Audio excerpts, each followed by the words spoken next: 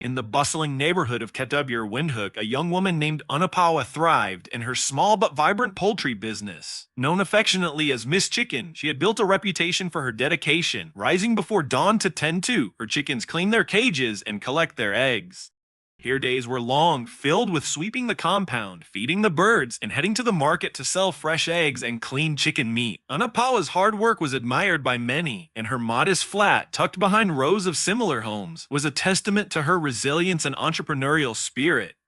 Unapawa had been in a loving relationship with Lucas Cambodi for 3 years. Lucas, a civil engineer working in the city, lived in a comfortable flat in Eros secured by his company. He was the only son of Mikulu Hilda, a retired headmistress who now stayed home due to health issues, including high blood pressure and aching knees. Lucas's younger sister, Tulina, was a third-year accounting student at the University of Namibia, full of youthful energy and ambition. Unapawa and Lucas had met at a youth conference, where their connection sparked instantly. From that moment, their relationship felt like a fairy tale. Lucas was kind, supportive, and unwavering in his affection, even during the challenging times when Unapawa's business struggled or when the stress of poultry farming left her exhausted. He loved her chipped nails, her undone hair, and her relentless spirit, always reminding her of his devotion. One sunny Sunday afternoon, after a delightful lunch at a cozy restaurant, Lucas changed Unapawa's life forever in front of a cheering crowd. He knelt beside their table, opened a small ring box, and asked Amela, "My chicken girl, will you marry me?" The room erupted in applause, and Unapawa, tears streaming down her face, said yes. For weeks, she was on cloud nine, dancing while feeding her chickens and singing while boiling water. She wore her engagement ring like a badge of honor, proudly referring to Lucas as "my fiancé" in every conversation. Her mother beamed with joy, and her best friend, Selma, eagerly began preparing for her role as a bridesmaid. As the engagement progressed, Lucas suggested it was time for Unapawa to meet his family formally. Determined to make a good impression, Unapawa sought advice from elders about appropriate gifts for a Namibian mother-in-law. She wanted to strike a balance, neither too extravagant nor too modest. She carefully selected handmade baskets, pockets of dried fish, mahongo flour, a brand new headscarf, and a bottle of perfume, wrapping them beautifully with a heartfelt card. Dressed in her best, modest attire, she felt both nervous and excited as they drove to Lucas's family home. A mind race with questions. Did Mikulu Hilda like pepper? Should she curtsy once or twice? Would Tulina be there? Lucas, sensing her anxiety, laughed gently and reassured her. Relax, you're perfect already. You don't need to do too much. But the moment they stepped into the house, the warmth Unapawa had hoped for vanished. Mikulu Hilda sat rigidly in an armchair, dressed in a pristine traditional dress, her reading glasses perched low on her nose. Tulina, seated nearby with earphones in, barely acknowledged Unapawa's presence before returning to her phone. Unapawa greeted them warmly and presented her carefully chosen gifts, but the response was icy. Mikulu Hilda didn't smile. Instead, she asked sharply, "Where did you get the money to buy all this? From Lucas or from where?" Unapawa, taken aback, smiled shyly and explained, "I have a poultry business. Mama, that's how I got the money." Mikulu Hilda muttered dismissively and turned away. Talina didn't even bother to greet her, eventually disappearing into the kitchen without offering Unapawa so much as a glass of water. The room grew heavy with silence. Despite Lucas's attempts to lighten the mood with jokes and questions, it was painfully clear they did not like her. On the drive home, Unapawa's heart ached. She turned to Lucas and asked, "Why do I feel like your mom and sister don't like me?" He squeezed her hand and dismissed her concerns, saying, No, it's nothing. My mom is always like that with new people. Don't overthink it." But that night, when Unapawa confided in Selma, her friend's response was sobering. "If you marry into a family that hates you from day one, especially if the man is close to them, you'll be fighting 3 battles. Marriage, in-laws, and your own peace." Unapawa sighed, but her heart urged her to hold on. Lucas loved her, and that was what mattered most. Yet, a small voice inside her whispered, "They don't want you, and they will show you." Determined to win over Lucas's family, Unapawa threw herself into wedding preparations while trying to build bridges with Tulina. She bought her small gifts, chocolates, perfume, phone credit, even a pair of sneakers Tulina had once mentioned liking. But Tulina, responses were curt, her thank yous barely audible. Visits to Lucas's flat, which started with laughter and shared moments, often soured when Tulina appeared announced. She would ignore Anapawa or mock her subtly, creating an atmosphere of unease. One Saturday, Anapawa prepared oshifuma and chicken stew, arranging the table beautifully for Lucas. When Talina arrived, she glanced at the food and laughed mockingly, saying, "Is this what you call cooking?" Your dog at home would bark if you served it this dry oshifima. Anapawa laughed nervously, hoping it was a joke, but Talina's sharp retort, "You'll know if I'm teasing when you marry into this family," felt like a warning. Lucas brushed it off, calling Talina a comedian, but Anapawa sensed the hostility beneath the words. Her mother's advice echoed in her mind. Before a girl becomes a wife, she must learn to sweep in silence, eat with elders, and avoid unnecessary arguments. So Anapawa persevered, determined to earn their acceptance. When Lucas suggested dropping off medication for his mother, Anapawa saw it as an opportunity to bond. She brought along a bowl of traditional beans and groundnut soup with a note that read, "Get well soon, mama."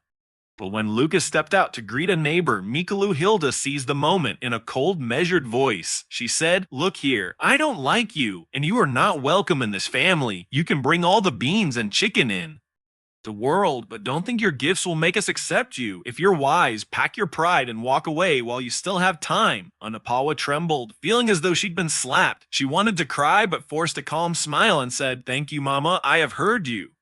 Lucas returned. She said nothing, maintaining the facade of a dutiful daughter-in-law. But alone that night, she sobbed, not just from the insult, but from the chilling clarity of Mikulu, Hilda's rejection. Her mother's words came back to her. "A house that hates you from the beginning will burn your heart later. Be careful, my daughter. Love is not enough when your husband's people are waiting to see you fall." Still, Anapawa clung to her belief in Lucas's love, convinced that her kindness would eventually win out. On their wedding day, she glowed in a mermaid gown with a long veil, while Lucas looked dashing in a cream suit.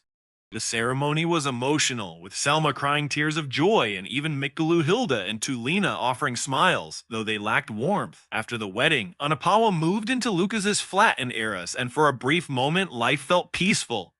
Lucas still called her my chicken girl, brought her flowers, and surprised her with night drives through Windhoek. They laughed together, savoring shawarma under the city's lights. Anapawa continued running her poultry business from a rented space nearby, balancing her new role as a wife with her entrepreneurial ambition. But 3 months into their marriage, everything shifted. Lucas called one evening while Anapawa was at the market. "Babe, Mama's not feeling strong again. Her is acting up, and the doctor says she shouldn't stay alone anymore." Anapawa's heart sank, but she asked, "So what are you saying?" Lucas replied, "She'll stay with us for a while, just until she stabilizes." Anapawa nodded, feeling the weight of her new reality. "Okay," she said, because what else could a wife do? The next morning, Mikulu Hilda arrived with 2 large boxes and her own mattress, with Tulina trailing behind, her expression smug. At first, Anapawa managed cooking, cleaning, and administering her mother-in-law's medication with a smile, even when met with frowns. But the storm soon broke. In the first week, Mikalu Hilda accidentally spilled hot pap on Anapawa's foot while pretending to cook. The next week, she began vomiting on the floor, never in the bathroom, especially near Anapawa's new rug. Anapawa suggested hiring a house help. Mikulu Hilda snapped, "Isn't this what you signed up for when you forced yourself into our family?" Talina's visits became more frequent, and the two would whisper and laugh mockingly, pausing their gossip only when Anapawa entered the room. Luke is often away on a road construction project. Anapawa was left to manage alone, juggling the roles of nurse, housekeeper, cook, and companion. Her poultry business suffered as she missed deliveries and lost clients. Some chickens died from neglect, and money grew tight. Yet she endured, telling herself it was a temporary phase and that Lucas's return would restore balance. But one day, while rushing to deliver eggs, Mikulu Hilda collapsed in the living room, lightly hitting her head on the coffee table. It wasn't serious, but when Lucas returned and heard the story, he exploded. "How could you leave her alone in this condition? She could have died." Anapawa. For the first time, he shouted at her, his words cutting deeper than any insult from his family. That night, as Mikulu Hilda smirked with satisfaction, Anapawa sat on the bathroom floor, sobbing. Selma's warning rang true. When the family hates you, and the man is tied to them like okra to soup, you will suffer, and one day, he will give them the knife to cut you. By the 6th month of their marriage, Anapawa was a shadow of herself. Hair business was barely surviving, and the joyful girl who once danced while working was gone. Mikulu Hilda grew bolder, demanding hot water, elaborate breakfasts, and issuing orders like a general. She never said thank you or asked about Anapawa's well-being. When Lucas returned, she transformed into a frail, vulnerable mother, coughing dramatically and leaning on him for support. Anapawa lived in two worlds, one where Lucas saw her as his queen, and another where she was a frustrated maid, tolerated but never accepted. Anapawa received news that her own mother had fallen ill. She begged Lucas to arrange for a cousin to help with Mikalu, Hilda, so she could visit her mother. He agreed reluctantly but left for another trip without following through. The next evening, as Anapawa prepared dinner, she heard a crash in the bathroom. Mikulu, Hilda, had slipped and was groaning on the floor. Anapawa rushed to help, but Hilda slapped her hand away, accusing her of poisoning the floor to kill her. Shocked and confused, Anapawa tried to explain, but Hilda's accusations only grew louder. That night, Hilda called Lucas, weaving a tale of attempted murder without asking for Anapawa's side. Lucas called and said coldly, "I think it's best you stay back for a while when you visit your mom." Devastated, Anapawa realized he had chosen his family over her. The next morning, Talina arrived to stay with her mother, and Anapawa packed a small bag to visit her own mother in the north. She stayed for 3 weeks, but Lucas never called. When Selma informed her that Lucas was back in Windhoek, Anapawa's heart broke. She called him, but his voice was distant. "I needed space," he said. "I'm with Mama now." When she pressed him, he snapped, "You didn't ask." That was the moment Anapawa knew he had chosen his family over her.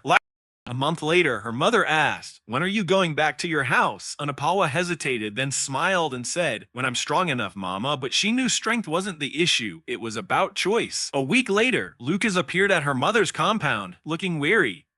He apologized, admitting his mother had been difficult and that he should have defended Anapawa. But when she asked, "Were you willing to lose your wife instead?" he had no answer.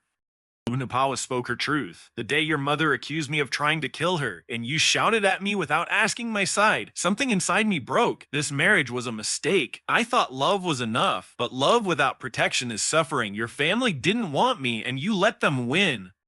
I forgive you, but I'm not going back." Lucas stood helpless as Anapawa declared, "This is me choosing peace." As he drove away, she watched the dust rise behind his car and vowed, "If I ever marry again, it will be into a home where I am celebrated, not tolerated." Back in Windhoek, Lucas's home felt empty. Mikulu, Hilda, oblivious to the void she had helped create, asked casually, "So you didn't bring her back?" Lucas didn't respond. He noticed the unwashed dishes, the dusty windows, and the chaos Anapawa had once managed effortlessly. When his mother demanded dinner, he replied coldly, "You're strong. Cook for yourself." Her complaints fell on deaf ears. Lucas's work suffered as he missed meetings and snapped at colleagues. His boss noticed, but Lucas brushed it off as a little family matter. At home, Mikalu, Hilda's complaints grew, and when Talina mocked the state of the house, Lucas lashed out, "You're never supportive. Do you think marriage is a joke?" Talina, stunned, stormed out.